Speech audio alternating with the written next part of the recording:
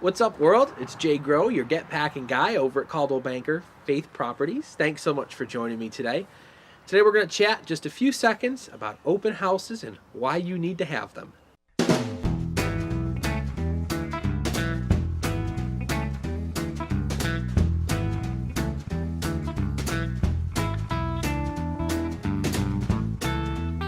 When you're out there selling your home, you want the most exposure you can get, right?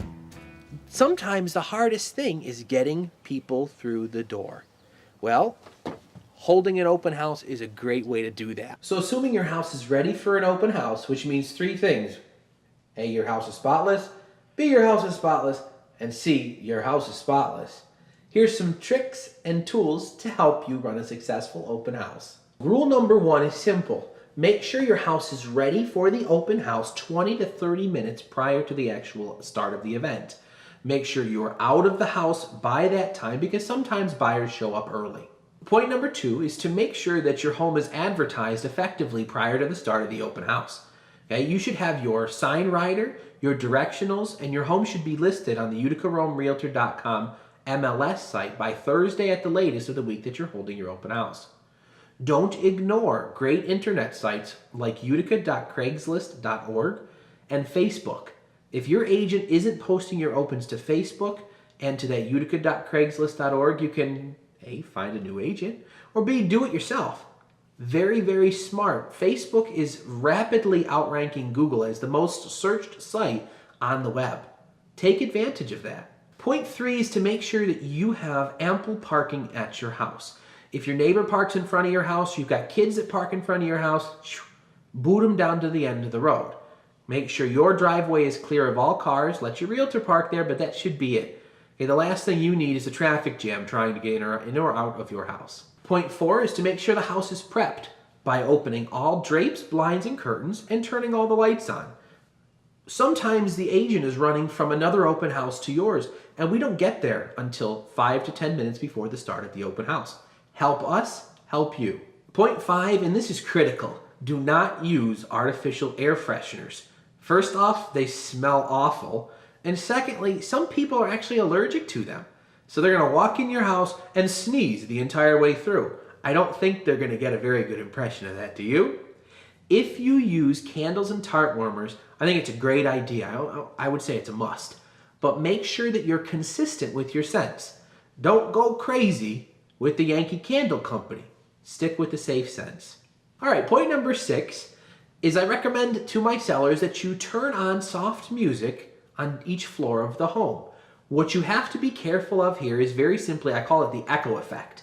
Watch your volumes, because when you're standing in certain parts of your home, if you have two TVs on turned to the jazz channel, sometimes you can get an echo effect and it will drive you absolutely batty as you're standing in the house. It'll drive your buyers just the same way.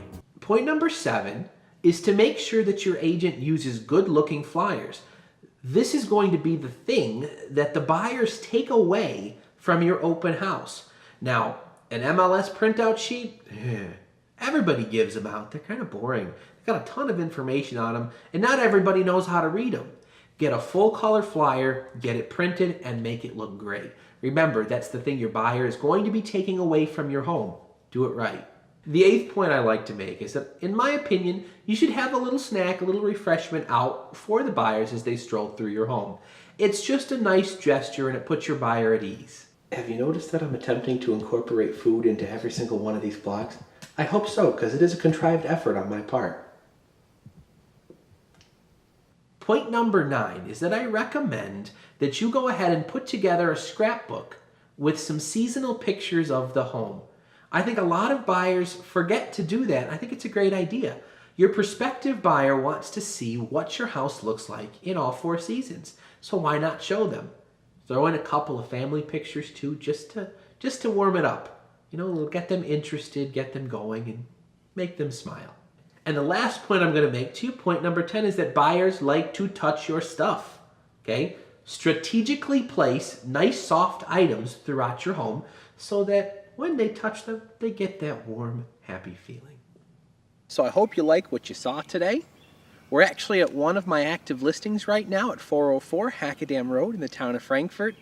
It's got 1,500 square feet above grade with an additional finished 500 square feet in the basement. Has 3 bedrooms, 2.5 baths.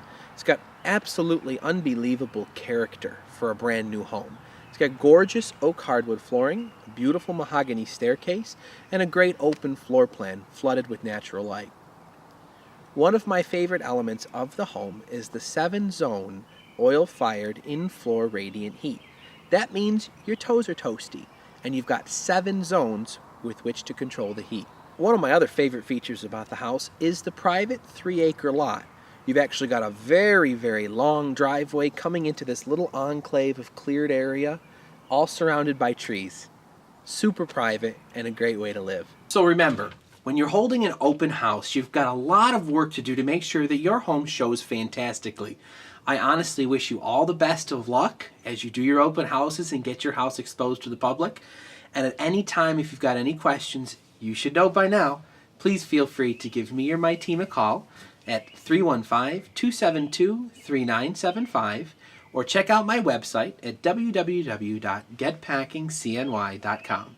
Again, thanks so much for joining us today, and we'll see you next week.